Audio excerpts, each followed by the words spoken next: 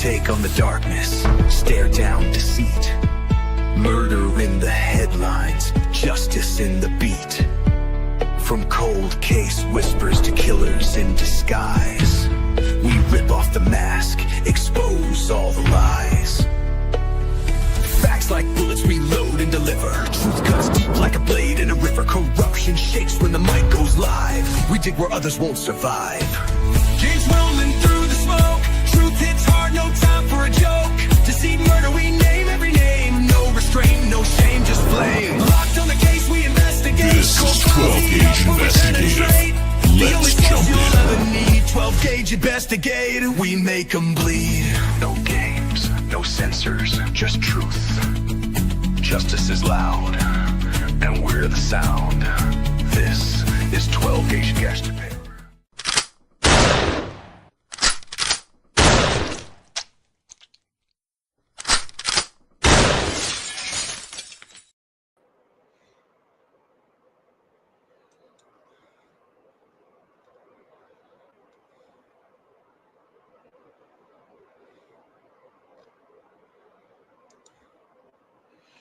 All right. Justice is loud and we're the sound.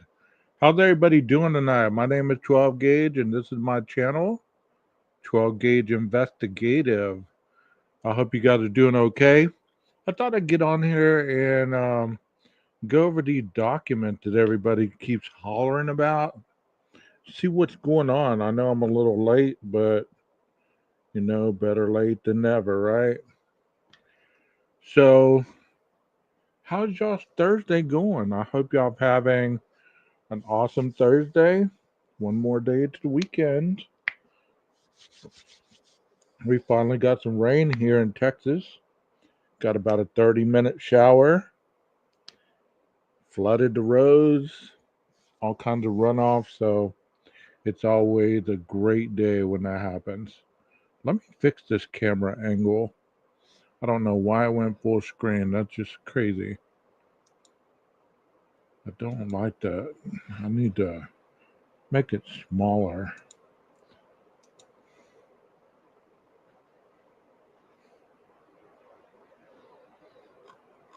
Oh well, that'll work, I guess. Anyway, so what y'all up to? Talk to me.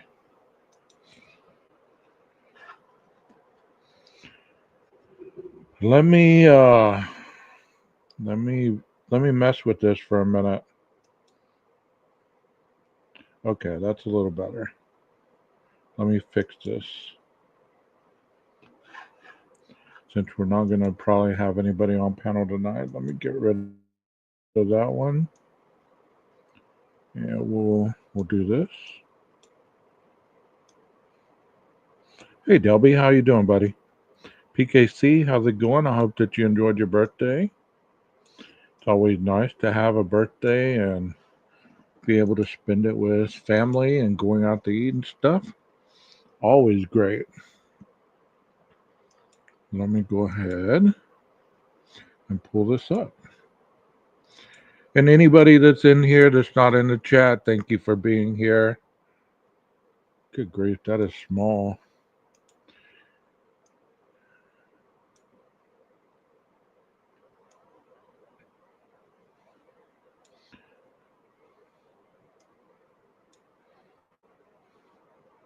I don't know if I like this. They need more room on this platform. Maybe that's better right there. I'll put myself in the corner. Hey Texas, how's it going, buddy? Randy Potter. You went out and took a shower today. That's cool. Well, you know, I've been hearing little bits and pieces of this, and you know how it's the Dateline, you know, stuff's gonna cause a continuance or this or that and the other, or it's even gonna cause the whole thing to go a little haywire. We don't really know that for a fact. I mean, it's kind of, it's annoying a little bit when people get all up in their feels and they start repeating stuff that they don't know anything about. But it's cool. Let's see what the damn documents got to say. I mean, I know people were up in their feels about it.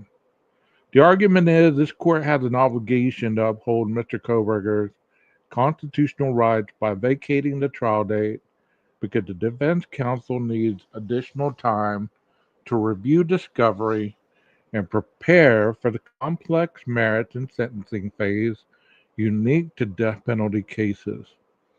So let me ask you, chat. You remember way back when the discovery motions were being put out there? Discovery motion number 1, number 2, number 3, number 4, number 5, number 6, number 7, number 8, 9, 10, 11, 12, 13, all the way to 21 or something, I guess it got to. So remember when they had a deadline to have all that discovery in there? Well, what has Ann Taylor been doing with this time frame?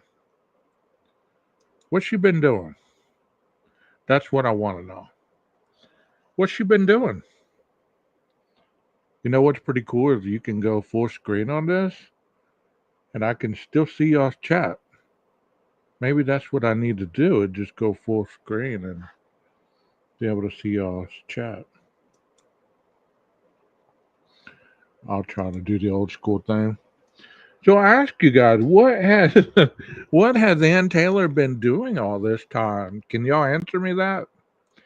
I know that she's taking on another death penalty case, but do you believe that she's actually been utilizing her time effectively, trying to get all this stuff, or do you think she's been putting more energy in trying to stall than actually understanding the evidence or the paperwork? What do y'all think? What up, Leslie and Billy? PKC. She is too busy focusing on the death penalty instead of the trial. Haven't they been asking for continuances from jump? Yes. Um, I don't know what she's been doing. I mean, because as we were told, and I don't know how true this is, but she likes to do her own type stuff. So it's like people were saying, well, why didn't she get like paralegals and stuff to go through all that? Generally, that's what people do, right? They get assistants, paralegals to help them out, and obviously she hasn't done that. This court has an obligation to enforce the constitutional rights of all persons, including prisoners. Brown versus Plata. And we also see Raw versus Conley. Upon the state courts, equally with the courts of the Union, rests the obligation to guard, enforce, and protect every right granted to secured by the Constitution of the United States and the laws made in pursuant thereof. You know, I don't have any problems with people having rights and, you know, the constitutional foundation that our forefathers had so many years ago. Hey, we all need them. We all live by them. My problem is when you tried to stall, and this isn't the only case that I've heard of. You know, the one that I was going to do tonight was out of Texas, and this individual spent 14 years on death row, and he finally exhausted all his appeals, and he was still trying to get his death penalty turned over to a life sentence, and the governor did not go for it, and they ultimately executed him. And I think that's going to be an interesting story. I think you all like that, but I didn't feel like doing that tonight. I felt like talking about this a little bit. So y'all tell me what you think about her wanting more time. Give me your thoughts, chat. I want to know what y'all are thinking about that. While I read, as detailed in this motion, moving forward with the capital trial in August will infringe upon Mr. Koberger's constitutional rights, as counsel requires more time to review discovery, complete investigations, and prepare for the trial. When considering this request for a continuance, the court must weigh the issues against the heightened need for reliability in death penalty cases. See Woodson versus North Carolina. This elevated standard is essential because the execution is the most irreversible and profound penalty indeed. Death is different. Ford versus Wainwright, 1986. When the state seeks the death penalty, it imposes an extraordinary burden upon the court itself, the defense counsel, to ensure the fairness, accuracy, and reliability of the trial and any subsequent sentencing proceeding.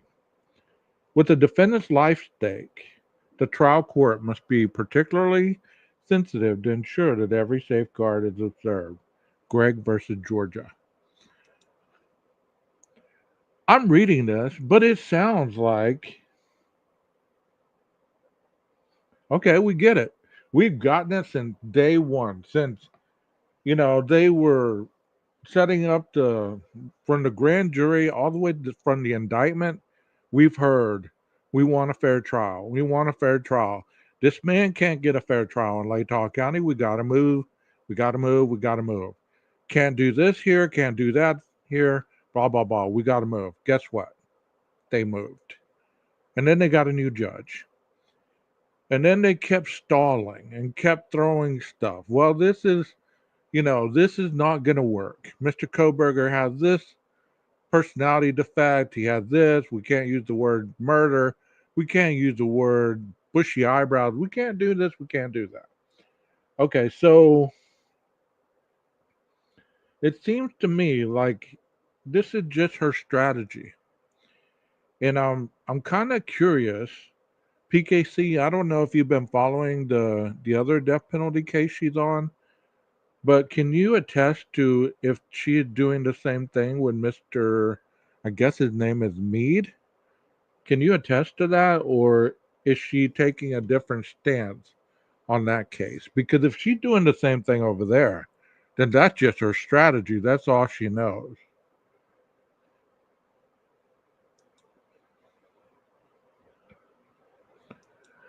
I hope he doesn't. I hope he doesn't fold. I really do. What do you do when your client looked guilty as hell? Drag it out? Good question. 12 gauge. I heard same way. It's like, what is she doing with that client? Because if she's doing the same thing, then that's just her strategy. It's not anything different. So yes, very similar. Most death penalty challenges were the same. Okay. Yeah, so maybe that's just her strategy. Bill Thompson broke discovery deadline rules to hinder BK. Bill knows BK will outsmart him if everyone plays by the rules. Okay, well, I don't know if he did or not, but that's interesting to know.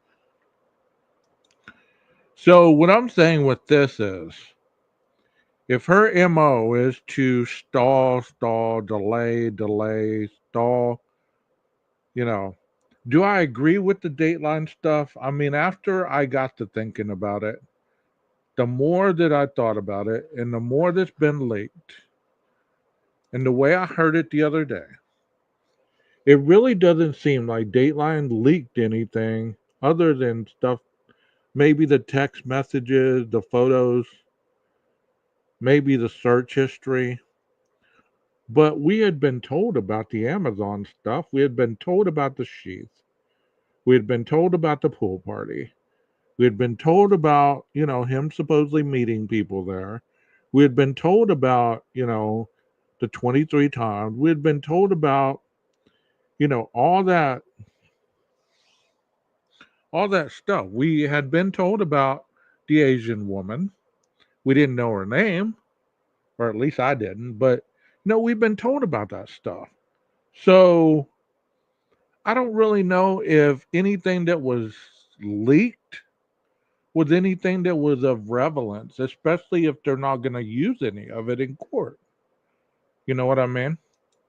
Mountain Mama, how you doing? She said, I think she's going to try and use this to get the death penalty off the table, but the trial to go on as planned. That's a good thought. That's a good thought.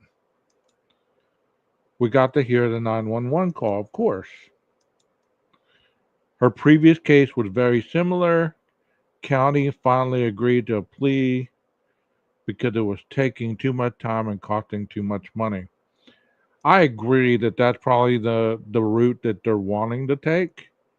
Dateline didn't really give us that much new stuff. I don't think they did. I mean, maybe we were shown those selfies, but how incriminating were they? If you're gonna really, I mean, we saw the one of him standing in the bathroom. So what's the difference between that selfie and a selfie in the hoods? You know, in the hood, the hoodie with it pulled up or whatever, or him, all that other stuff. I mean, it's not really incriminating unless he would have had the K bar holding it up. I mean, then it would have been okay. We didn't know about this. The one part that I really thought that, anything was shown with the white Elantra passes, the camera footage. That's something nobody's ever seen. And we didn't even see that, any part of that, until, the document dropped where they showed the still frame of the Elantra going by the 1112. And it wasn't until then that we actually knew anything. Hell, we didn't know about the Ridge Road camera. We had thought, but we didn't know that there was actual, you know, screenshot or, still shot of the Elantra going by Ridge Road, which is a camera that was in color, not a black and white. It was in color. So, those are the things that I would believe that are more important than some of the Dateline crap that they're talking about. Should people be held accountable if they did leak stuff? Of course, they really should. I mean, I'm just sick of this I'm just sick of this process already. I really am. I mean, and I can see part of the reason that they would be willing to drag this out is because the longer you drag something out, you're hoping that somebody forgets something. You get them on the stand and you can say, well, that's not what you said. Anything to cause reasonable doubt. Justice O'Connor's concurrence in Thompson versus Oklahoma reinforces the idea that trial courts must apply heightened scrutiny to decisions potentially leading to a death sentence. Among the most important and consistent themes in the court death penalty jury's prudence is the need for special care and deliberation in decisions that may lead to the imposition of the death penalty. The Idaho Supreme Court, too, has emphasized the special safeguards and stringent due process protections that must be afforded in capital cases. Good grief. Um, so that's the argument, pretty much. Is we want some more time because this is a death penalty case, and you're just not giving us enough time. Well, here's the second part of my question from earlier. Do you believe that Judge Hippler is going to bend and grant them more time? The previous case, she also tried to get the judge excused because they were elected. Oh. Also pushed for COV but didn't get it. It seems like that is her MO, is to make it sound like everything and everybody is not doing their job concerning investigative tactics. The judge is biased and prejudiced. things like that. It says because proceeding to a capital trial prematurely is a decision that may lead to erroneous imposition of the ultimate sanction, this court must consider and assess this motion under a heightened standard of due process. Mr. Koberger has myriad constitutional rights during the proceedings, all of which are dependent on counsel having the time and resources to prepare for a capital trial in accordance with established professional norms. In capital cases, the rights of effective assistance of counsel and the complete defense are amplified. Also, I believe that she's preparing for the appeal. I really do. I believe that should he be found guilty and sentenced to death, I believe that all this stuff that she's doing right now and has done and the judge went against, I believe that she's going to use that as a way to appeal the death penalty and possibly look for getting him a life sentence. Because at this point, it looks like she's just trying to, not get the death penalty. It doesn't seem like she's trying to get him off. It seems like she just wants the death penalty off the table. So if I get the death penalty off the table, I've won, so to speak. He'll get a life sentence. Because, that could be her motive. Because it just too weird to be pushing all this. I mean, I understand you got to do what you got to do for your client, but at a particular point, let the ball roll. Let the case get going. Because by this point, we were told that last hearing was the last little bit, kind of like the dress rehearsal before the prom. We got everything squared away. I told you what I expect. I told you what's going to happen. This is where the evidence is going to go. This is where the model house is going to be stored, blah, blah, blah. I've told you all this stuff. Now let's get on with the prom. And then all of a sudden, Dateline takes the initiative to drop that episode. And also, I was totally unaware and I totally forgot about James Patterson's book. I mean, we live in a country where we have a lot of rights. We have a right for free speech. We have a right to be able to write a book if we want. We have the right to be able to drop the book if we want right before the trial. Why wouldn't they drop it right before the trial? Everybody's going to want to pick up that book and read it, of course, right? Moneymaker. Dateline is no different.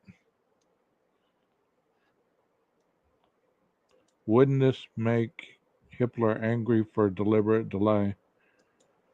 Especially after they said, this is kind of like the last little hearing before the big day. And here we're having to get a special prosecutor, a special investigative team to try to find a leak. What in the hell is going on at this point? It's almost like, okay, 2 steps forward, 5 steps back. What do y'all think, chat? Do you think this is deliberate? Do you think this is something that, that was planned as part of the MO? Or do you think that this is just due to the Dateline, due to her being incompetent? 80s kid, nice to see you. I've seen you in comment. Thank you for being here. He says BK won't outsmart anybody. And that's true. I mean, if he's running the show, I mean, that's basically his MO is I'm gonna stall. Now let's talk about the Sixth Amendment. The Sixth Amendment entitled Mr. Koberger to the effective assistance of counsel at both the merits and penalty phases of this capital case. So she keep talking about the penalty phase.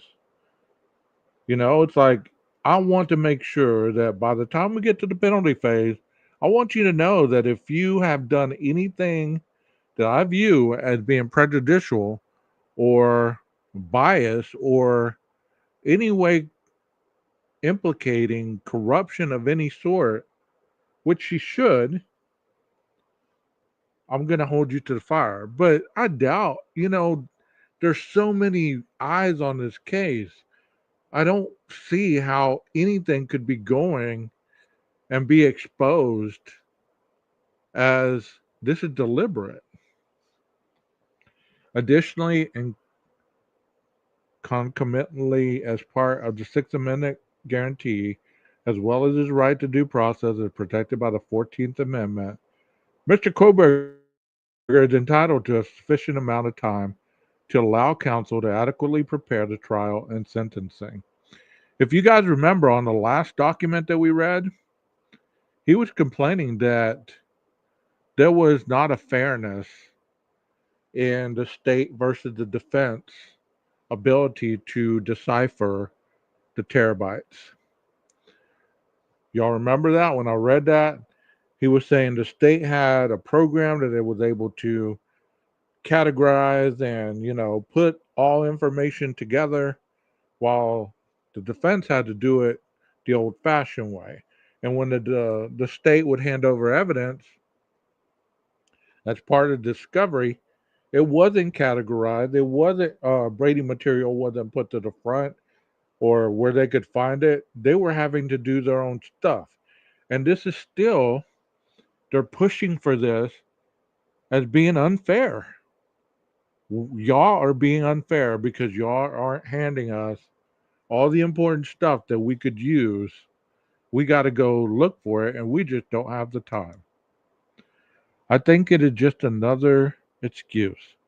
There were no issues about previous Dateline, 48 Hours, Bloom Book, other Idaho books, but now that the trial is so close, everything is a problem, causing a need for delay. I agree. I totally agree. I'll be right back.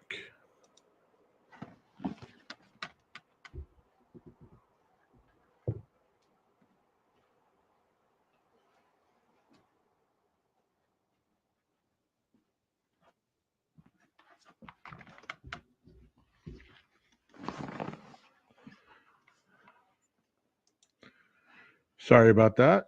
I had to step away from the camera for a minute. It was getting cold in here. So let me continue on. And he is entitled for protective 14th, 6th Amendment, all that stuff. He really is. I mean, anybody that is facing a trial, we all have rights, of course. But he's making it sound like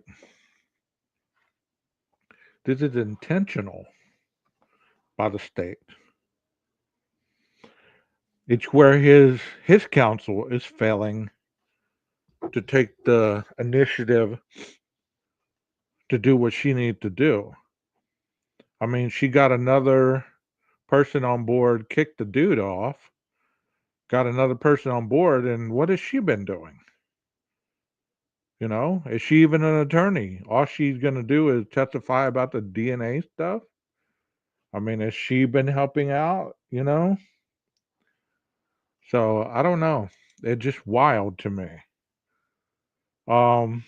It says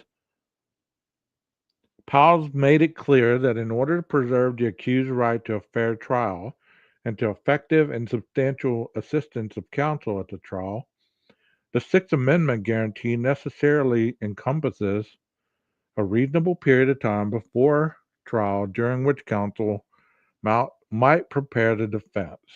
The Supreme Court has recognized that depriving a person of counsel during this period prior to trial may be more damaging than denial of counsel during the trial itself. So how has this man been failed in this regard. He had the counsel. He has Taylor. He has Massoff. And he had that other dude. I can't think of his name. What was his name, chat? Was it Logston? Something like that. You know, he had all three of them. Mountain Mama says, I think they should cut Ann's salary in half and see how fast she wants the trial to happen. She is making bank on this case. Well, I totally agree with you. She's been making a lot of money on this case, and you're right. So, is it really? I mean, you can argue the fact that you feel that you don't have enough people on your staff and you feel unfair toward the state able to. And that's the thing. The state has seen the same amount of evidence that you're having to go through. They have everything in order. They're not asking for a continuance. They're not asking for more counsel. They're not asking for anything that you're asking for. When court, when these hearings show, they're not asking for more time. They're not saying, "Hey, judge, we need more time." I mean, in essence, it's not the state's job to make it equal playing field for you. I mean, that's why you became a defense lawyer, because you knew there was not equal footing. You should have known that it would take more time to catch up to the level of the state unless, you had a hell of a team on your side. I mean, she should have known she was in over her head, and like the judge said, she shouldn't have taken on a second death penalty case if she was so overwhelmed. In a capital case, counsel must meet specific professional obligations to be constitutionally effective. The ABA guidelines outline the professional expectations and obligations for counsel in death penalty cases.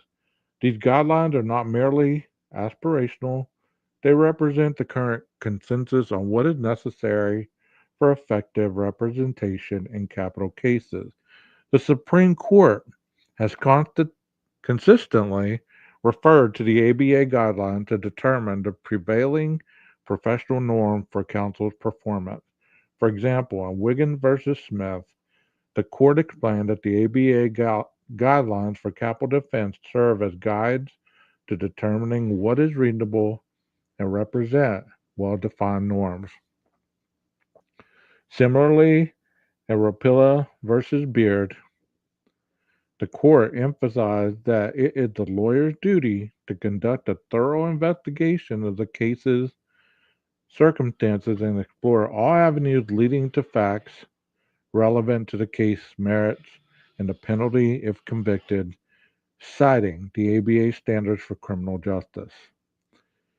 So I understand that, she's trying to get her client the best representation she can. But she keeps throwing stuff out there, the alternative suspects. These investigations should have been done after the first year. But no, we were just over there in Latah County messing around, as I view it. One little hearing after another, where nothing was really done, in my opinion, because this is how it should have been running over there. Had it been running over there like it's ran here, even if there would have been a change of venue, we'd be way further down the line. But no, there was a gag order put in place. There was all this stuff of secrecy and all this stuff. And for what? So that we can just argue every hearing, every little motion to try to prolong a death penalty case. After a particular point, you have to know whether your client's guilty or not, I would believe.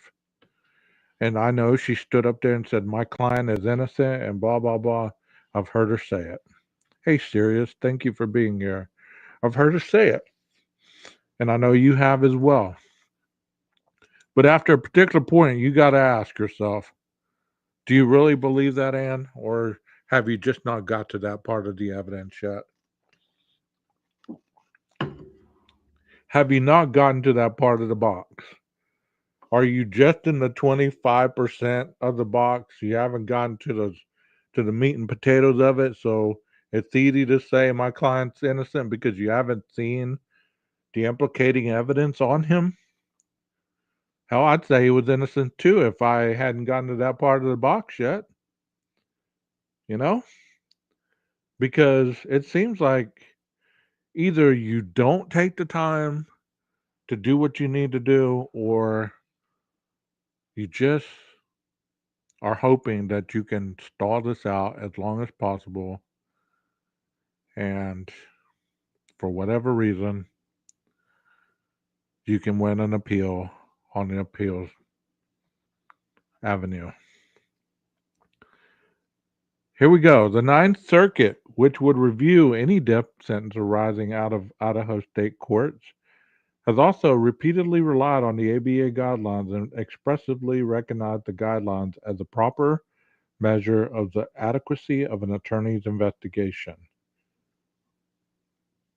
American Bar Association standards and the like are evidence of these norms and guide to determining what is reasonable. Internal quotations omitted. The Ninth Circuit is not an anomaly. More than 700 capital case opinions cite the ABA guidelines. See American Bar Association Death Penalty Representation Project, list of opinions citing the ABA guidelines for capital defense. In addition to the effective assistance of counsel, Mr. Koberger has the right to a meaningful opportunity to present a complete defense. Of course he does. Every defendant has that right. Noting the existence of a fundamental constitutional right to a fair opportunity to present a defense. Well, at this point, it's your job to have a defense already in the works. It really is. What do you think, chat? Help me out a little bit, because I don't want to be the only one that sounds like I'm being hard on Miss Taylor, but what do y'all think? You think she's had enough time to have a proper defense put out there? I mean, what do you think she's done? Let's see what Texas got to say. I'm going to go ahead and say it, but the folks that have these theories and ideas claiming he's not the guy are fools. I don't think she thinks he's innocent now. I totally agree. Well, I believe like y'all do, you know. But at this point, it's really, not to that part whether innocence or guilt. It would be about, well, how the hell am I going to defend against this, Brian?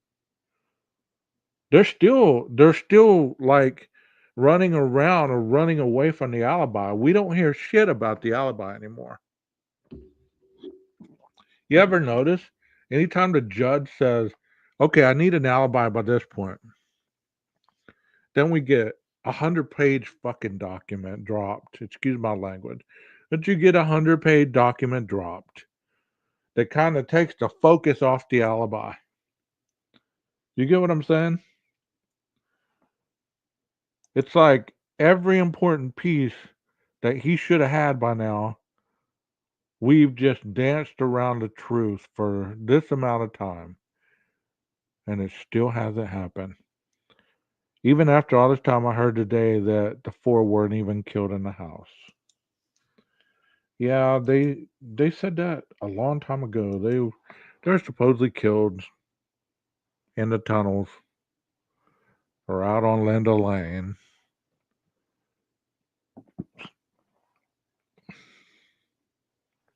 I've seen many criminals act the same way this guy is doing. Alternate perpetrator took over for the alibi. Exactly. They have gone back to the tunnels. Yeah. But yet people get mad whenever you start talking about this guy. I feel like there are two different cases concerning Brian. I see where you would feel that way, but I believe that the people who are on that other side, and I really don't care what they think half the time anymore, but a lot of it is just lunacy. Their minds have gone to a place where they feel safe to say what they say. And, more power to them. Doesn't make it true. And no matter what they say or how they scream into the mic, it's not going to make it any more true than what this paper says. This paper has more merit and more accountability in this court than what a YouTuber has to say. You know what I mean? It says, under the Due Process Clause of the 14th Amendment, criminal prosecutions must comport with the prevailing notions of fundamental fairness. Well, we've been hearing that forever. We want to do this once. You remember that? We don't want to do it again. We want to do it once. We want to get it right. We want to do this. We want to do that. Okay. Well, it seems like doing it right had just been like, okay, it's going to take us 20 years to try this damn case because we don't want to mess up. Come on, man. Come on. Like somebody was saying, I don't know if it was PKC or somebody, but they're saying her other death penalty case is coming up in January. That damn case is almost going to be tried faster than this case. So what that tell you? You know? What that tell you? I'd feel sorry for that dude. This guy right here, he knows he's either guilty or he's not. And the more he stalls, the longer you have to live on this earth without having to be, you know, in a prison 24/7. Hell, I'd want to stall too if I was in county, but as I've heard, many people don't like county. They want to hurry up and get it going and go to prison. Got more rights, more ability to move around, you know? I believe so. I believe it is a death penalty case as well, you know? So it says it says under the Due Process Clause of the 14th Amendment, criminal prosecutors must comport with the prevailing notions of fundamental fairness. We have long interpreted the standard of fairness to require that criminal defendants be afforded a meaningful opportunity to present a complete defense. Okay, so at what point are you going to start presenting one? This right has a number of sources, including the Due Process Clause of the 14th Amendment. Then stick to the Constitution instead of trying to bend it and find a loophole in it, as well as the compulsory process and confrontation clauses of the Sixth Amendment. This right takes on special significance in capital cases. The right to present a meaningful defense must take precedence over any countervailing state evidentiary rules or other procedures that might be acceptable in the context of non-capital criminal cases. We get that. We've gotten that. You pounded that into our head. This is a death penalty case. This is a capital case. This is a capital case. Okay, we get it. What is the world doing to this man that he is not able to get a fair trial? The mainstream media is not all over this case, only when something like the Dateline thing goes on, or, every other week, probably you might hear one report. I mean, I don't know about the local news because I don't watch TV like that, but I'll almost guarantee that my local news does not say anything about Idaho unless, it is after a court or before a court hearing. And that might be the total of it all. So to sit there and say that there's so many people invested in this case and he has no ability to have a fair trial. I hate to say it, but that's bullshit, and you know it. You know where all the confusion and all the drama is on YouTube. So if people watch YouTube, that's where they're going to get their biases from. And if you can't find jurors because people watch YouTube and they've already picked the sides.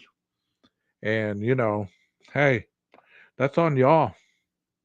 You should have just ungagged it and let everybody see whatever they were going to see instead of treating us like children and gagging everything and sealing everything, all in the name of a fair trial. I understand that the man was on the run and you haven't found him and all this stuff, and you had all this evidence. I get that. But once you find him, you should have ungagged it. You should have ungagged it. You should have let everything be known. There shouldn't have been all this secrecy. There shouldn't have been all this change of venue, all this crap that has gone on. We wouldn't be right here. But I believe that was part of the defense's strategy.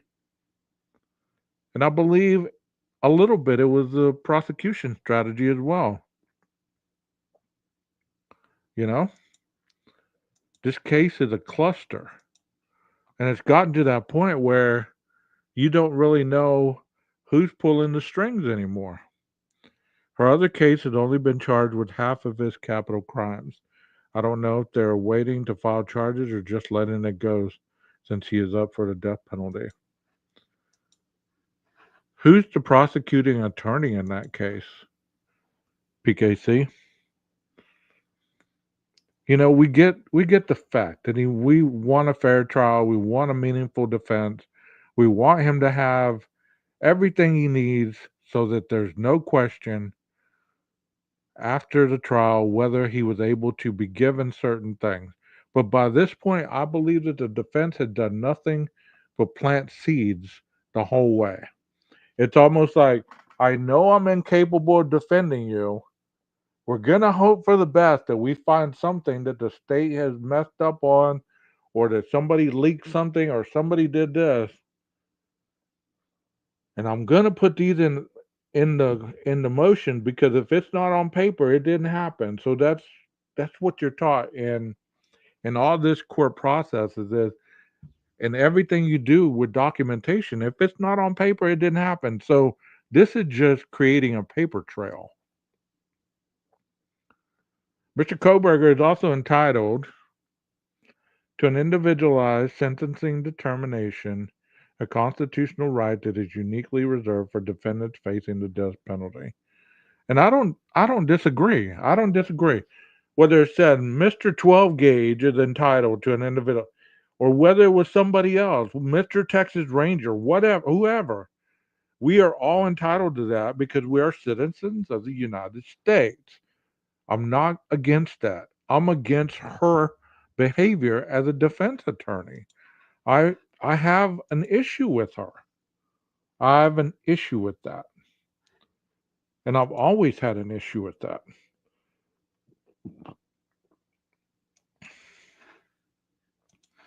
The fact that the man couldn't even stand up and say he was guilty or innocent from the very beginning has rubbed me the wrong way. It seems like he has played mind games from the very beginning. And that has probably been his whole MO. If I act like I'm incapable and I throw this out there and I throw that out there, well, I'm putting stuff out there that has never been put out there before. Let me see what sticks and what doesn't. Because after all, I have the right to do that. I am the defendant. So whatever defense course I want to take, let's see what works and let's see what doesn't. Because the prosecution is seeking to execute him, Mr. Koberger also has additional constitutional rights in his proceeding. The Eighth Amendment required that a capital sentencing proceeding permit individualized consideration of the defendant and the circumstances of the offense. Holding that consideration of the character of the defendant is a constitutionally indispensable part of the process of inflicting the penalty of death. Holding that the state's mandatory death sentencing statute was unconstitutional because it did not permit the sentence to make individualized determinations or assess degrees of culpability. So, we're back to the individualized aggressors, okay? You remember that hearing where we were talking about the individualized aggressors? Which one met death penalty worthy and which one didn't? Well, when we did that one, when they had that hearing and they were going over that, and the judge felt that he met the aggressors to deem him eligible for the death penalty, here it comes up again, where it says they're trying to see if at one point it will be unconstitutional because it did not permit the sentencer to make individualized determinations or assess degrees of culpability. So it's basically saying, well, how was it possible that this individual is culpable for this crime? How's it possible? It's almost like asking you, like you throw a rock and you break my window, and the rock is in here laying next to me. The window is broken. I get you arrested. They bring you in here and they show you the rock, and you still say, well, that's not enough evidence. You can't prove that was me. Is there my fingerprints on that rock? I said, well, it went through that window right there. Well, how can you prove that I was even in the yard? How can you prove that I'm the one that threw the rock? Could have been anybody out there at any time. Did you see me throw that rock? Do you get what I'm talking about? That's how it works. That is the most simplified way that I can explain how all this stuff works.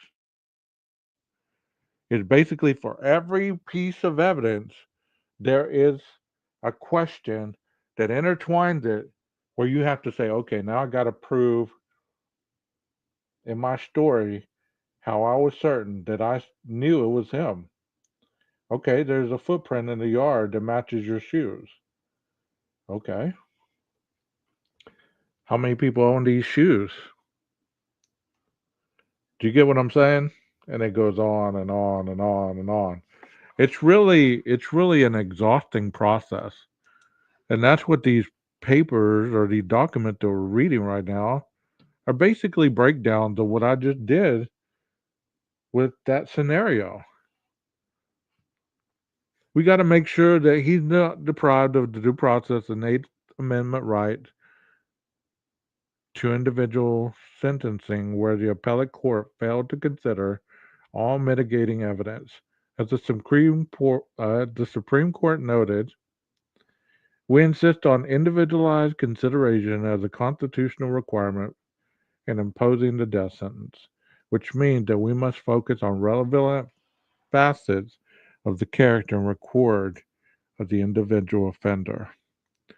If they weren't going for the death penalty and they were just in the back of their mind saying, well, we're going to offer you life without parole, this thing would have done flown through there.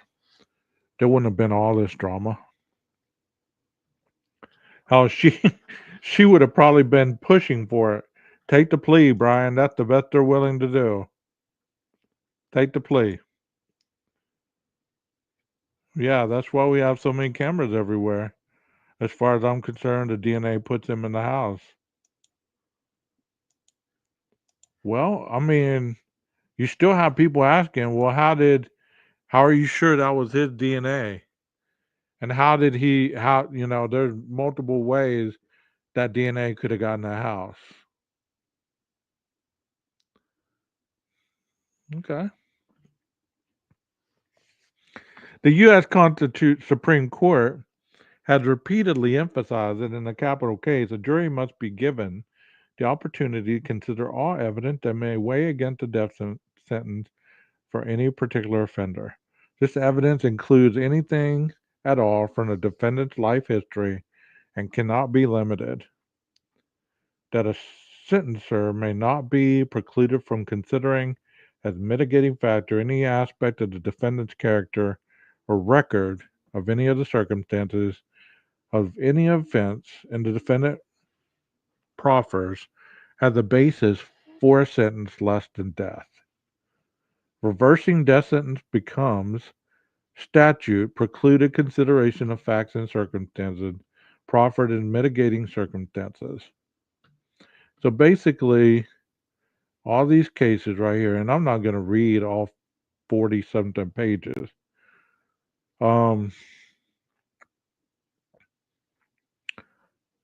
It seems like this is just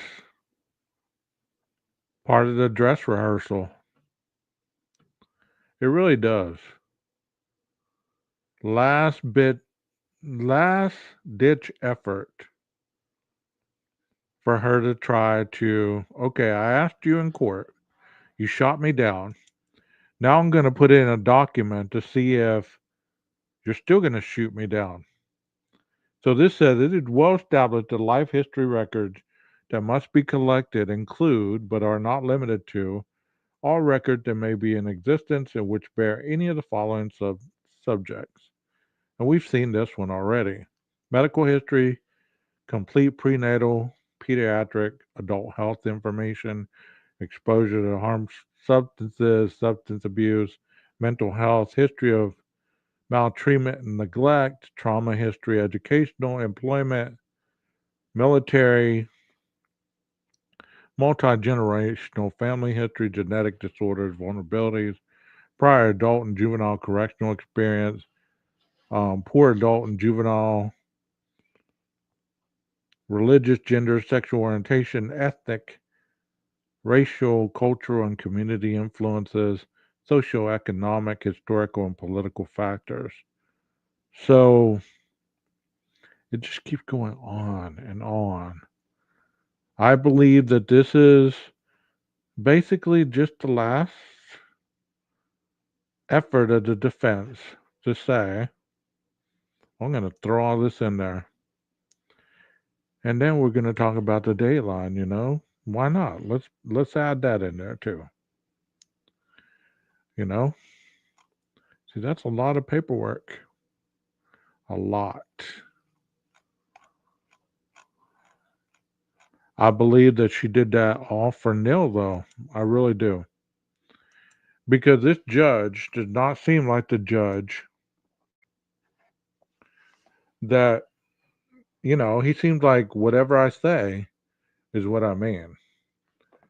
If he said, I really don't think we're going to give you that amount of time, I would take it to the bank that that's what he would mean. Either way, he left it or not, he didn't count on leaving the DNA. Okay? I'm not arguing with you. I'm just asking questions. I think he felt confident he cleaned it perfectly. Yeah. Don't y'all believe that this judge is the kind of judge that you don't play with? One of those judges that he says, we're going to court in August. You're saying, but Judge, I really need more time. How about September? No, I think August is more appropriate for me. So why don't you do what you need to do? There's 24 hours in a day, 7 days in the week. Why don't you get busy and bust your hump? Which basically that's what he said. Get on it. You need to step up your game. And if you're not comfortable with not trusting people and you're the one that has to be in charge of what you got to do, I mean, that's a personal choice. That's a personal choice. So later on, you can't say, well, you know what? The judge wouldn't give me plenty of time, so I couldn't do what I needed to do. And that led me to not being able to represent my client effectively. Well, you can't blame the judge. It's your responsibility to get this evidence categorized, investigated, instead of listening to this person, that person about potentially having an alternative suspect.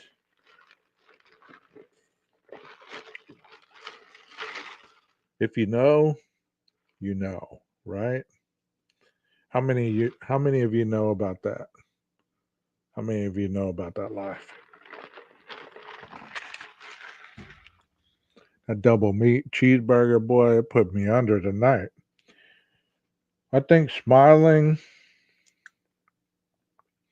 and batting the eyelashes are just going to piss Hitler off. I believe so too. I mean, because She got away with that for almost a year. I love when pro burgers say, but the sheath is a movable object. Yes, dummies. It was moved during the crime scene. How about this one? How about this one? I'll take a number 512 mayo with mustard. Don't you? How about this one? When they say, well, how can you prove that that knife sheath wasn't already there? It's just the same thing as what I said about the rock thrown through the window. It's like for everything you have evidence on, there's somebody willing to question it by adding one more layer to whatever it is that you're trying to find out. It's like, well, you can't prove that was my rock or that rock was in my hand. You didn't see me throw it. Okay, let's dust.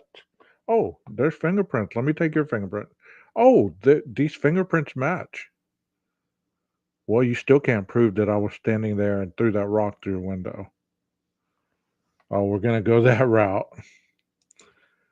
I had a burger with mustard and mayo and onions. Heaven. Yeah, it was kind of a hamburger night tonight. Nothing says double meat like a rainy day. You know what I mean? For whatever reason, I was craving a Whataburger. And like I said, if you know, you know. You either love it or you don't. I don't know what kind of hamburger places y'all have. I'm not a big fan of Whataburger, but like I said, in the pinch on a rainy night, it comes through, you know? So I don't believe that the sheath was already there. I don't. I believe he brought it in. He dropped it through the struggle. It went under the leg, under the comforter. I wish, I really wish in the beginning that things would have been different with the secrecy of the case. Instead of stock photos, they should have shown us the Ridge Road camera photo they had. They should have shown the front of the vehicle. That would have taken the whole, Elantra in Eugene, Oregon out of the mix. That would have taken all that stuff out of the mix. That would have taken all that conspiracy out of the mix. But they didn't, you know? But they didn't. And I believe that, they have created this monster. I think some people could see a video of the crime taking place and still find reasons he couldn't have done it. Exactly. You could see a video of him walking in the place and walking to his car and driving off, and they'd still say, well, no, that can't be Brian.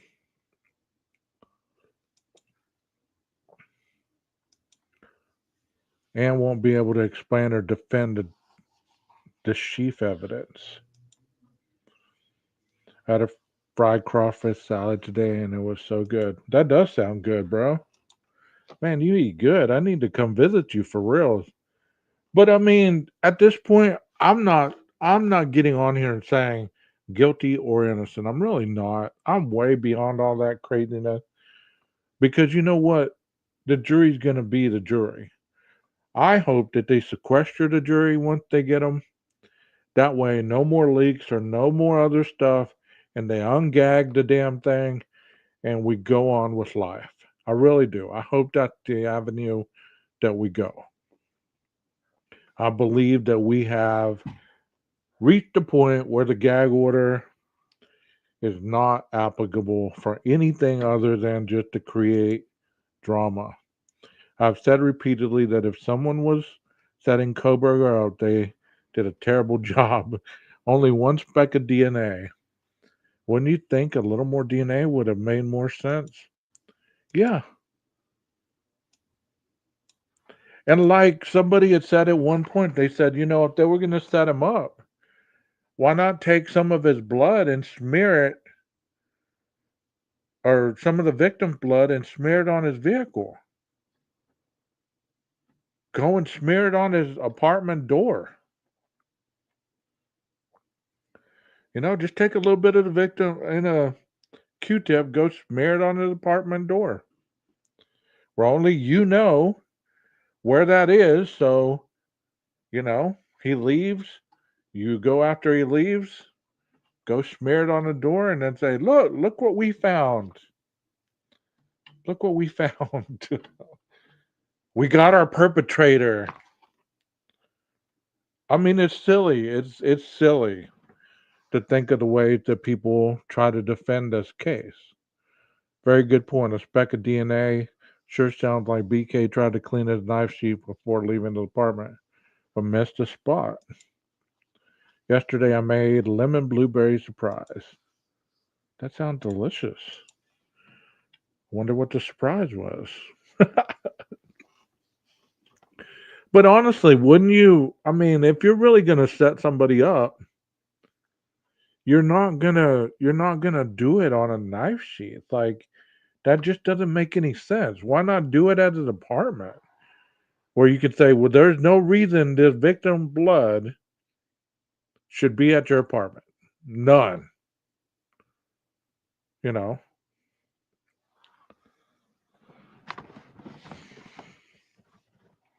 Oh, now you're trying to bribe me. Now you're trying to bribe me. Good try. Good try. Good try, Leslie. I love your spirit. You still haven't given up. You're a stubborn one for sure. I like that. But I hope the man gets a fair trial. I've always wanted him to get a fair trial, and I believe you in the chat have always wanted that fair trial. To assume that just because we believe that there's evidence and there's, all this stuff against the man that police have said we found this doesn't mean that we believe that instantly somebody is guilty. It means that, we believe that the evidence works.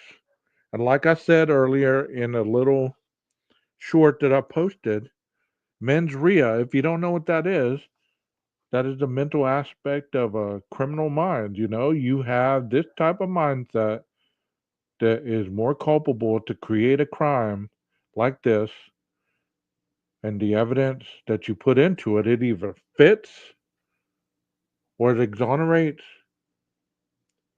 It makes suspect go away because they don't fit that mindset, they don't fit that culpability. So it's all about mindset.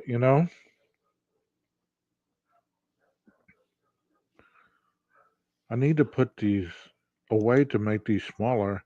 12 gauge. I found out something today about the case, but it's not who did it, it's how far this goes. Well, and I have a receipt. No, I don't feel like going down that hole. If you notice, I'm a bigger guy, and there's only so many rabbit holes I can really fit down. So that's one of the reasons it has to be a mighty big manhole in order for me to get down that hole. But honestly, I love your effort, Leslie. I really do. I do want to ask you guys in the chat because we are going to have a trial. I'm going to ask you this right now because I want to save all the drama of the summer because I have a very busy summer scheduled. Let me ask you this question. If after you hear all the evidence, after the surviving roommates have testified, after all this stuff, the jury deliberates and they find him guilty of 4 counts of murder and 1 count of burglary, will you believe it? Will that be enough for you? Will you be able to say, okay, that's it? Can y'all answer that for me? Because I really want to know. It's not about guilty. Or if they find it the other way. Okay, without a reasonable doubt, we find the defendant innocent. Will you be able to be okay with that? Would you be able to put it to bed? Would you be able to say, okay, I'm done talking about it. Let's move on. Let's move on to something else. You get what I'm saying? Will you be able to say, let's move on? Let's I don't want to go through the whole appellate process. If he's guilty, I don't want to sit through all that court stuff. Let's just move on. Will you be able to stop listening, stop wondering? Will your mind be at peace at that point? Leslie says, I don't think so. Why not, Leslie? I'm open to being wrong. I'm thinking he is guilty. If he didn't do it, I don't want him convicted. Exactly. The scary thing is that would mean the real killer is still out there, and I believe that wholeheartedly. I believe that wholeheartedly. Mickey says yes. Done. Move on. Leslie says no. She wouldn't be able to move on. Can you explain why not? Because that's interesting, Leslie. I mean, if they find him innocent, you wouldn't be able to move on. Drop it. Or if they find him guilty, you wouldn't be able to say, okay, I watched the whole trial. I got all the evidence from both sides. I heard all the arguments. I can move on. I can leave this alone. I thought he was, but no, I don't. I think this has a girl touch. He said no. Well, Leslie, I said that in the beginning. I really did. But I don't believe there was a female involved in this. A female didn't do this. Do you know how much pressure it takes to plunge a knife through not only muscle, flesh, bones? It takes a lot of pressure, a lot of strength. If the evidence doesn't show him guilty, I am good. If he gets off due to technicality, I am furious. Okay. I know you did. Who punched Kaylee? Not a girl. Okay.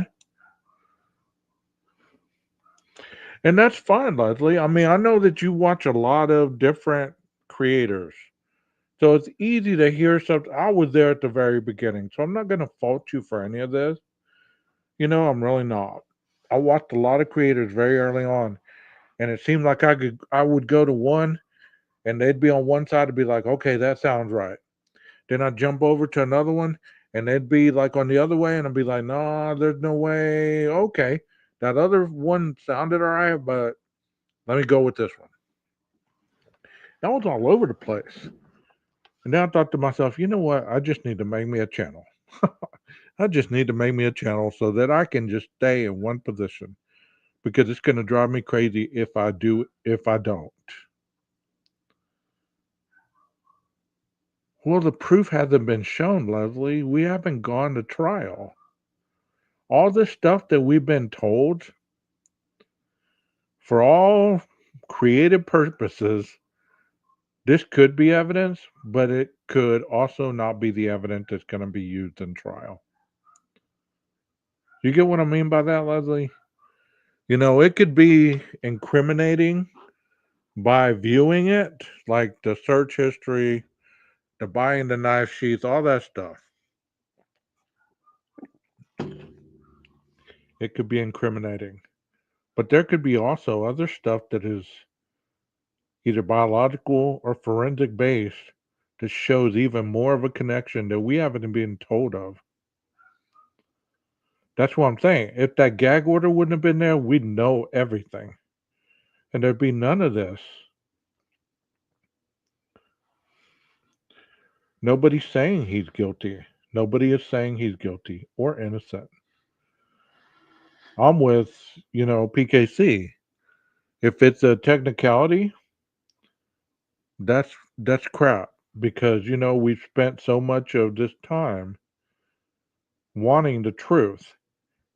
and hearing about a fair trial and all this other stuff, and you get off by technicality, that means that you weren't interested in justice. You were interested in just making sure that you threw a wrench in there so that there was no way of really finding out the truth. Hey, Michelle, thank you for being here. Does that make sense to you guys? Because, I know there's people that get on here and they go after this, they go after that. That's fine. That's fine. But honestly,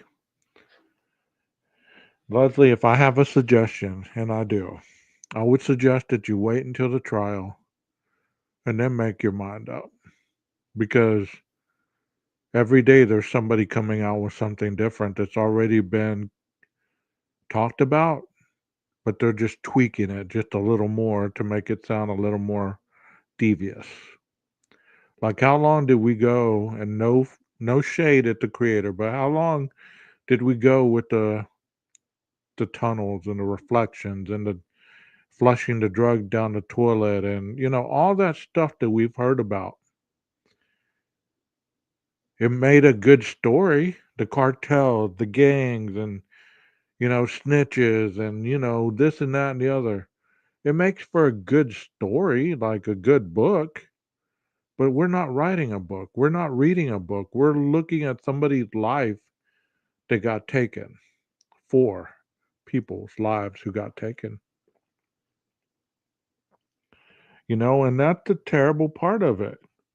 It's not a book. It's not a game. It's not solve it if you can. It is someone's life that got taken 2 years ago. 4 of them.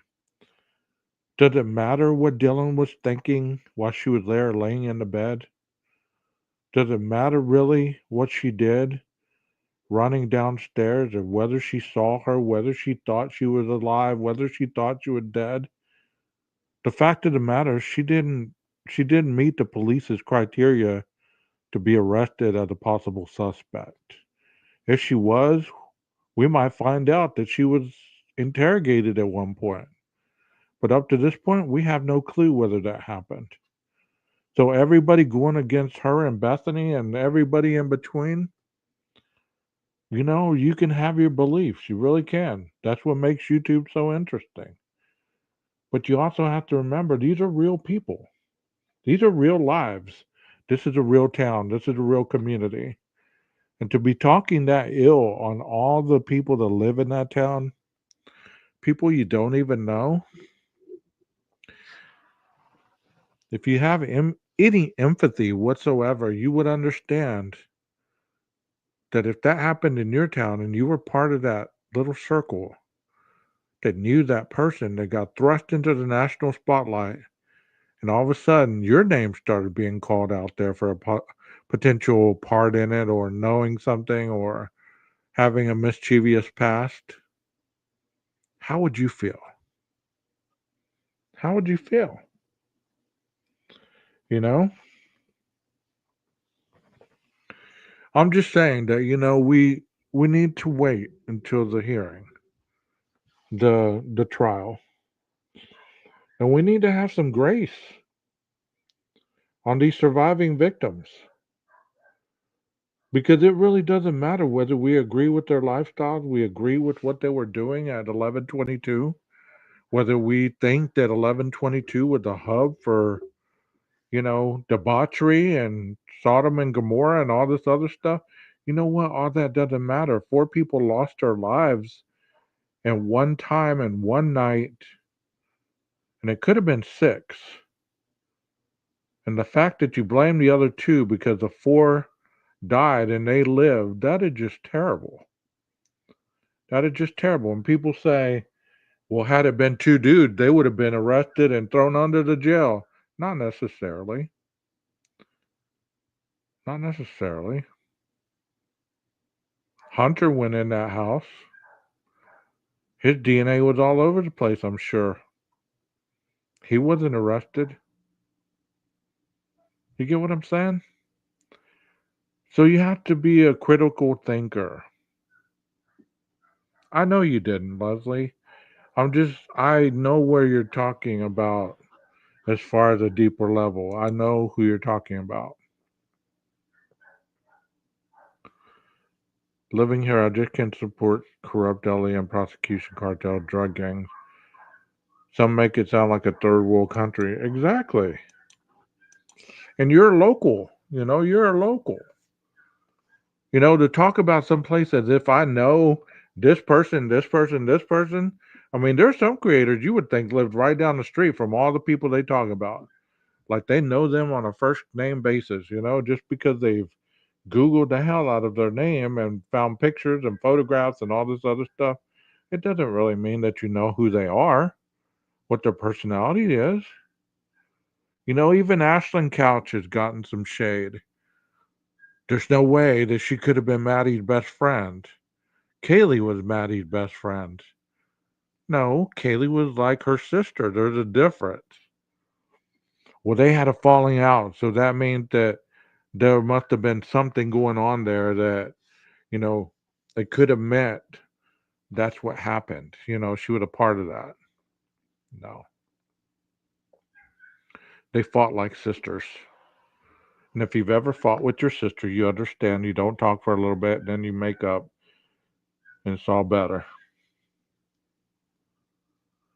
12 gauge, I'm sure some of these girls come kick mine, yours, and Texas, and Rondi, and Sirius, and Jeff, and H butts. I doubt it. I doubt it. Unfortunately, social media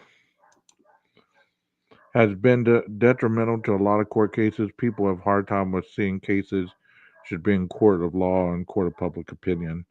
I agree with that. I have a daughter the same age. It could easily have been her. I deal with or could deal with some of these people. I don't see the corruption and nefarious actions being portrayed. Of course not. Girls these days have a lot of best friends. Of course they do. It doesn't mean that just because one person is closer to you, they went off to college. They were in different sororities. They were experiencing different friendships. You get what I'm saying? So not not everything is just a clue to piece together something that could be nefarious. You know, it's okay that you believe that, Leslie. It really is. I enjoy you being here. I enjoy you being my mod. It's okay that you believe that. You believed a lot of different things most of the way. But I do want to ask you these questions though. If it was a female that possibly did this, or more than one, I don't even know what theory you're going on, but more than one, explain to me how, when, where, and who these persons were. Because if you can answer every one of those questions with a person that is just one person, not why, how, when, where, and who, then I'll listen to your theory. Know why. I don't need to know why you think that. Now, I would say knives and guns usually a male weapon of choice. Women are more subtle. No, I don't want to watch somebody else's video. I'm asking you. I'm asking you that. That's why I asked you. I don't want to see somebody else explaining it to me.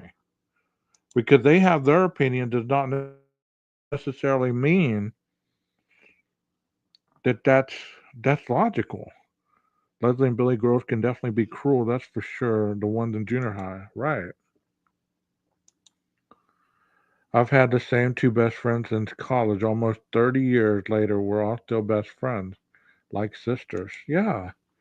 And I'm sure, Layla, y'all have had some fights, knockdown dragouts, and then you still get back together right at the end of the night, end of the day. Okay, let's see. Texas says, Michelle, you must have never been to a woman's prison then. It's it's interesting. I mean, we're just gotten to the point. I could see where in the very beginning, the first year and a half, I understood why people were digging so hard. Why they were looking into the Linda Lane, the sound, the pictures, all of that. I really see it. But at this point, we've gotten a lot more stuff that has nothing to do with what people continue to talk about. And all I'm asking is, if this stuff is so relevant, just like the Dateline stuff isn't, don't you think that it would have been under the gag order as well? And you can't tell me that having a YouTuber sitting here talking about these scenarios or these type of theories, if they were on to some kind of evidence that was not shown or known, their YouTube channel wouldn't be still going. It would have been shut down. Because the last thing that people want in this trial is an unfair prejudice. And I agree with that. It should not be unfair. The man does deserve a fair trial, just like we all do. And I've never said he didn't. People assume, based on what I talk about, that I'm one way or the other. They don't even really ever ask me, they just assume. So I'm telling you, this man does deserve a fair trial and he does deserve all this and that, but at the same time, get on with the trial already.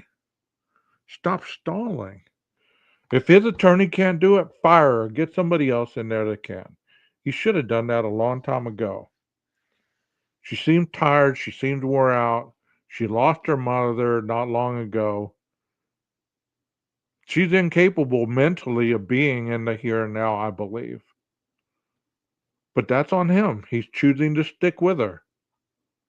And he might fire her the last week of the damn right before the trial. Who knows? Because he knows what he's doing. He's playing games. And that is part of the MO. That is part of the MO of a potential suspect.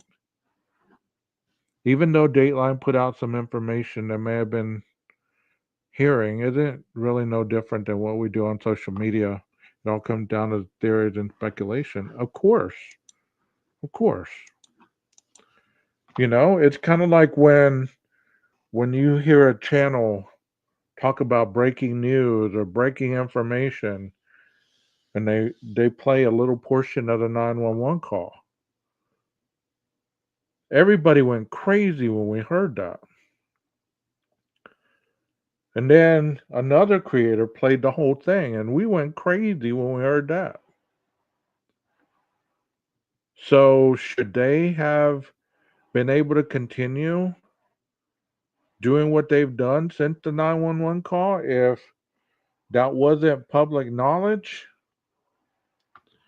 I believe that was the catalyst. I believe that that's what exploded all this because people said, okay, well, the networks are playing the damn 911 call. We got juicier information than that. Let's just show them everything we got. And I believe that that's what Dateline did. Is they said, okay, you might have the 911 call, but we got this. We've been sitting on this for almost 2.5 years. It's time to let the world see what we got. What do y'all think about that? Y'all agree or disagree on that? I think there is, Texas. I think there's one or two. But you know what? To be fair, I mean,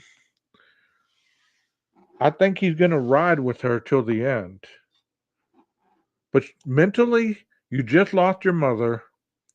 You have another death penalty case going on. You got this one. Your mindset cannot be on what it should be. I mean, you know, I've never lost a parent, but I can tell you from those that have told me that they've lost their parent, their mind wasn't right, especially doing two death penalty cases simultaneously. How could you do that? Mourning and grieving your mother, even if you weren't close. You get what I'm saying? I mean, it just, I don't know. It's almost like he's rolling with her, and if I was him, I would have let go a long time ago and been like, look, you need to get somebody in here that is a little more experienced than you, somebody to help you because you keep saying you're overworked. I agree with that. But you get what I'm saying, though. It's like the 911 call came out. All the major media network got a hold of it, and it's time to one up them. Yeah, she is in over her head. He's exercising his rights, and AT has to oblige. She's doing a lot of her thinking, so I think BK will have to work harder. I'm pretty sure.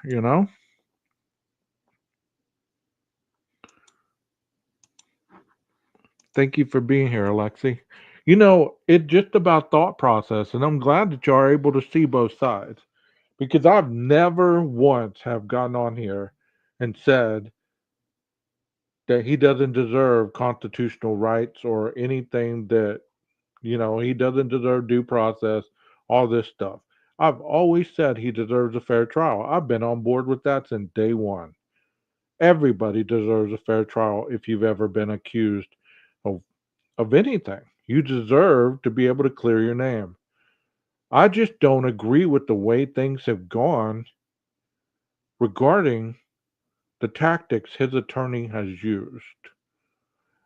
And you heard me say earlier, I don't believe that the prosecution is above reproach as well. I mean, I believe both sides have played some devious games. And it was more evidence in the other courtroom. It really was. She should have never taken on another case if she can't give our attention to either one. Totally agree. Totally agree with that.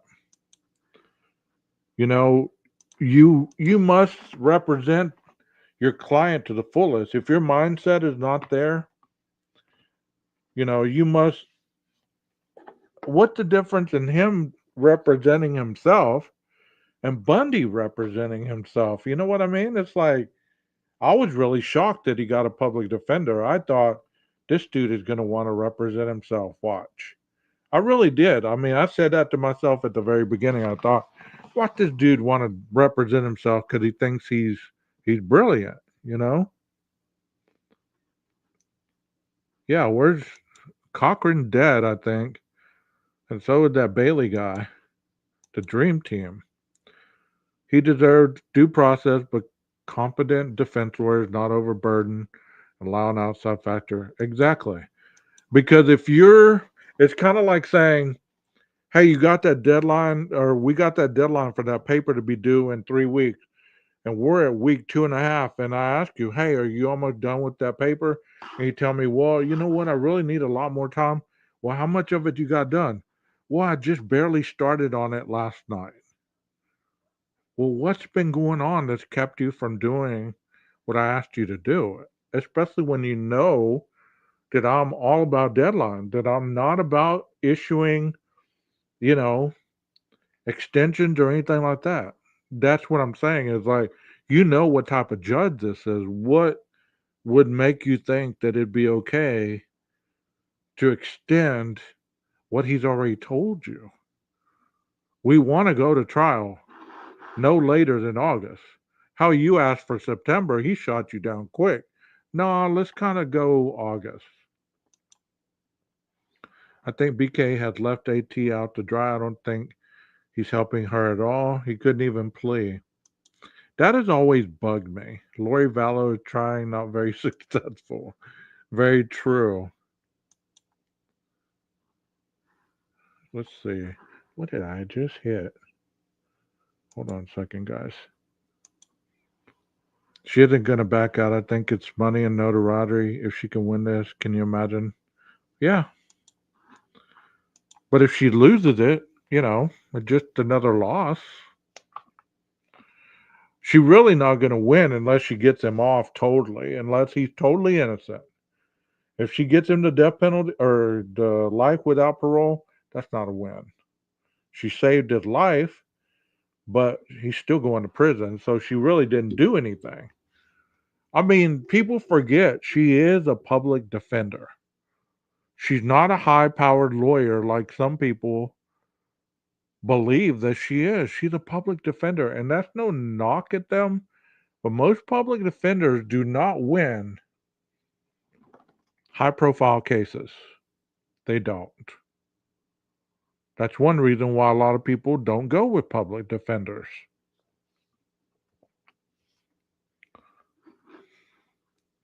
I like this comment. Standing silent also AT's playbook. Her other client did that also. All he said was absolutely the JJJ, and I took that as he was being a smartass. She's winning her salary and the experience, etc. She's got him this far. Yeah? I would say no more extensions. We will go to court in August to get it going or show me why I shouldn't talk to the bar about your ethics of your job. I mean, to be fair, you're either going to be ready or you're not. If you're not ready, you go with what you got. And if you aren't able to present something that you think was going to be important, well, that's your bad. I mean, you've had the same time frame as the state, the same time frame, and you can't argue that the discovery was not given. You can show that you filed motion after motion after motion, but not one judge has sanctioned the state for lack of presenting motions or the discovery. Neither judge did that. So you can't say, well, we would be ready if the state would have presented the discovery faster. We haven't heard lately it's about the discovery process because there was a deadline. They turned over everything. Now it's not about what they turned over, it's about how it was turned over to them.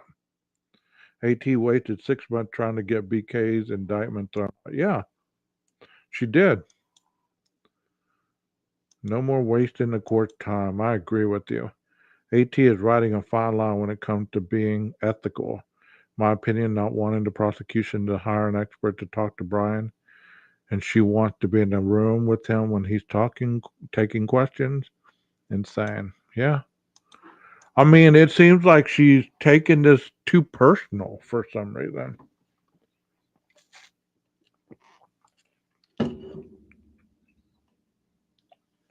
I mean, I believe that if there would have just been two victims, this would have been high profile, but it wouldn't have been as high profile as become.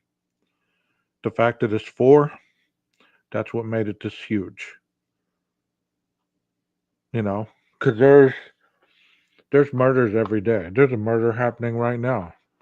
There's somebody being stalked, somebody being surveyed, somebody being robbed, raped, assaulted, you name it. It's happening right now. What makes those crimes less than this crime? The fact that nobody knows about them. And we really don't know a lot about this one. We know circumstantial stuff. We know state of mind on some aspects, but we really don't know a lot about this crime other than what we've been told.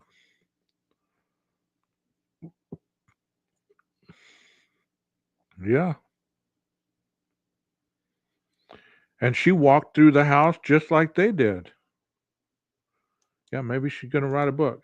You remember those photos that we saw very early on of her at the house? She was at the front door. She had booties on. She was standing by the fence. She had the same opportunity as the state to walk through the residence, to see the environment, to see all where the murders took place, all the stuff. So she had the same opportunity as the state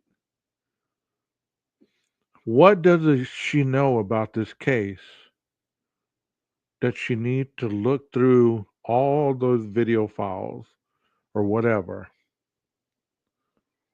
What has she been doing? I wonder what she went and got out of his apartment. Good question. Good question. You get what I'm saying? It's like we're paying you $500,000 to get this project done. And all along the way, you're telling me, well, I might be ready, but I might need a little more time. Well, I really need it done. I really need you to be on point. Well, I don't know if that's going to happen. Well, it better because, we really need this done. So it's crunch time. It's crunch time. And it's time for Ann Taylor to either hire people to help her or just go with what she got. Ann Taylor's trying to delay the trial because she doesn't have the evidence to pursue the alternate perpetrator defense. She wants more time to come up with someone. I can go with that. I can go with that. I just don't know why it's taken so long to name an alternate perpetrator. You get what I'm saying? Like, we've had this much time and we're getting down to the cutthroat. We went past the suppressions, we went past the motions in limine, we went past all that stuff, and it's almost like, well, if we don't get this thrown out, we're gonna say there's an alternate perpetrator. I hope to God they don't say it's the same guy that broke into that house in Pullman that supposedly attacked that girl that, remember that they were talking about that he stood in her doorway, she kicked him in the stomach, he ran out, and he was never caught. I pray to God that that's not going to be our alternative suspect. Brian Koberger had the same amount of lawyers that O.J. Simpson had. How is that possible when they're public defenders? Personally, I think Ann Taylor has a control issue or lack of faith in her team. That's a good observation. Yeah, the neighbor's short dude. Yeah, we knew what you meant. You're fine. So, I mean, if it's not that guy, I don't know who it could be. But she still has to have evidence. She can't have this is why I believe that it's this person. She has to have evidence, whether it be forensic, whether it be camera, video, you know, she has to have evidence to put this person at this location during all these times to be the alternative suspect. You can't just say, well, I think little Johnny down there did it because, he was acting crazy after the murders and he does have bushy eyebrows and he's about the same size as the perpetrator would describe. But, you know, he was bragging about a knife, blah, blah, blah. You can't just go with that. That's why the judge was saying, you need to give me some more proof. Yeah, that's what I heard too, that he was shorter. But I mean, stranger things have happened. You get what I'm saying? I mean, stranger things have happened. At this point, I don't put anything past them. I really don't. And at the same time, I don't blame them either. I don't. She's trying to do her job. He's allowing it. He's all for it. So I just hope that, we get to the honesty and the truth part of the whole thing eventually. Yeah. Way to ruin someone's life just to try to save your clients. That sounds like burden shifting, expecting the defense to prove alternate suspect. Hey, Firefly.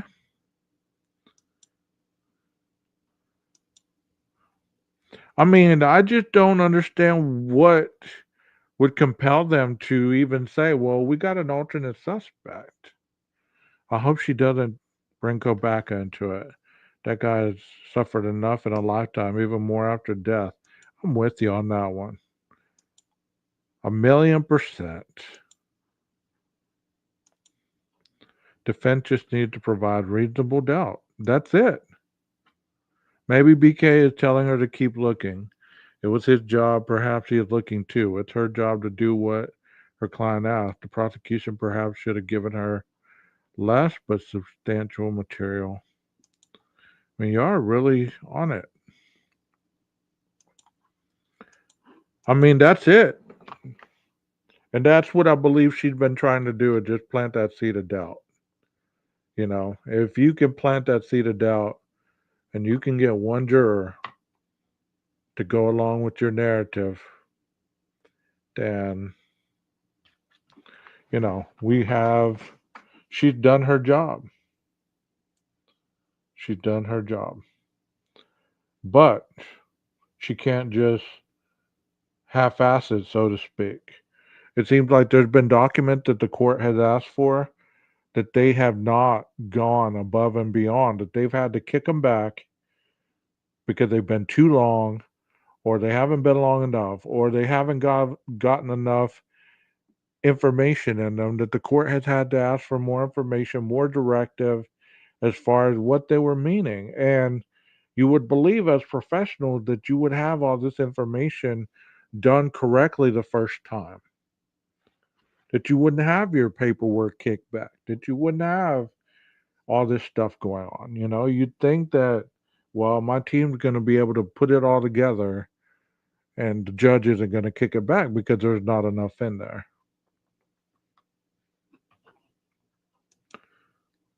I don't think Kipler is going to allow it. He seemed pretty fed up already. Well, I believe he doesn't have an emotional attachment. He has a law attachment to it. So, based on not trying to be prejudicial or biased, he has a lot to think about. He has a lot to think about on this. And then he has the Dateline crap going on too at the same time. So he might just say, you know what? I said what I said. Yeah. And that wouldn't shock me one bit. I said what I said.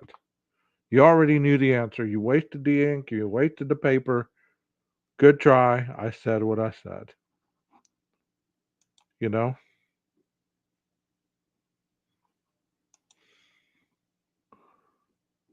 So, let me know what you think about this video if you watch it on replay. I know there's a lot of people that are probably working or even sleeping at this hour. There's people that watch this at all different types of the day and hour. So let me know if you enjoyed the live stream. I tried to actually give people some insight on my thoughts regarding this case, because I know a lot of times I really don't share them.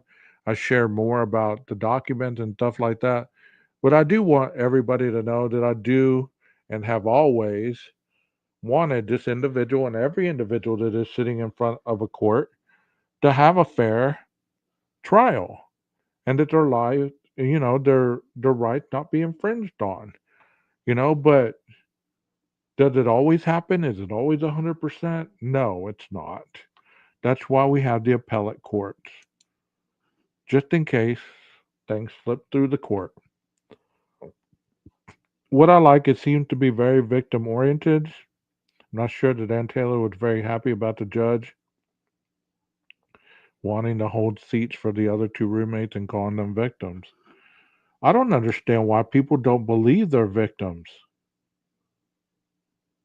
I'm missing the super regionals for this. I'm super dedicated. Yes, you are. Well, we're glad you're here, Firefly. We're glad you're here. Um, I noticed that you guys aren't in blue. Are you still in blue on YouTube? It doesn't show your wrenches on this. Okay, I see the wrenches now. Oh, you're just not in blue anymore. Everybody's in white. unless you're a member and then you're in green like Mountain Mama, right? Saying they absolutely are victims, just in another way. I've always felt that way, Kelly. I really have. I've always felt that they were victimized by that night. I mean, how could you not be a victim based on waking up and your four friends or roommates are murdered? That would traumatize anyone. That's fine, Layla. I hope you enjoy it. So many saying she's gonna destroy them. I don't think BT or Hitler is going to allow her to go too far. I don't think so either. Blue and wrench. Okay. Because I just noticed that. I was like, where's the wrenches? I don't want people to say, well, you took my wrench away. No, it's still there. There it is. These girls forever will be changed. And that is the comment of the night for sure. That would be a horrible look for the defense if they were to go after these two roommates any way, shape, or form. That is so true. I agree with you, Firefly. I really do. I mean, and it's terrible to think that so many people talk so harshly about them. After all, they're probably the people that talk about them the harshest are old enough to be their grandfathers, and to perverse it, as a lot have on these platforms. I think it's despicable. Despicable. Because I've heard a lot of older men my age sit here and make derogatory comments about how they look, how their bodies are shaped, what they would do, who's the prettiest, who's the ugliest, blah, blah, blah. All this stuff. What that have to do with you talking about the case? Did you guys catch the snark and the giggling between Ann Taylor and the other lawyer when the prosecution brought up the model and not calling it a dollhouse? It was so unprofessional. Yeah. Yes, I've heard it. It's awful. So you will never hear that on this channel. You know, it's so, so despicable. The survivals and family being dragged through the mud. Yeah. And even on Facebook, I've seen a lot of people doing some horrible things to these people on Facebook as well. Act like children, Tommy Dude. Okay. I can't tolerate those that go after those girls and the victim family. So disgusting. It really is. You know, to be a grown ass man talking about how Dylan has this or that, it just like she's 21 years old.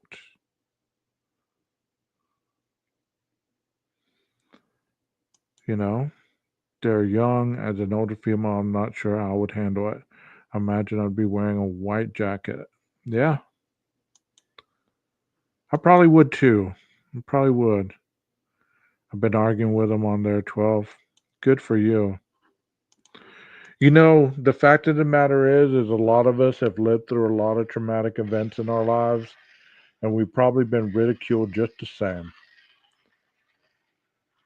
We all have our own cross to bear, and those people that talk about these individuals like they do, I'm not their judge, jury, or executioner, but I can call it out as I see it. But that doesn't mean that it's going to stop, you know? That doesn't mean it's going to stop. And many people do it for shock value. It's like, how can I shock the audience? But to say what you say, it's just like things that you should be saying out of earshots of certain people, or you shouldn't be saying it at all. Yeah. And some of these men have daughters of their own or granddaughters that they claim to love, but they objectify these females. So it makes you wonder, is that their mentality of all females? Young, old, in between. But that's neither here nor there. I really appreciate that you guys chose to spend your evening with 12 Gauge and the chat. 12 Gauge Investigative will try to give you the best of updated information, even if it is a couple days late. I hope y'all keep coming back. And if you watch this on replay, let me know in the comments what you really think of some of the stuff that we talked about. And y'all have a beautiful night. Stay safe out there. Maestro, why don't you cue that music?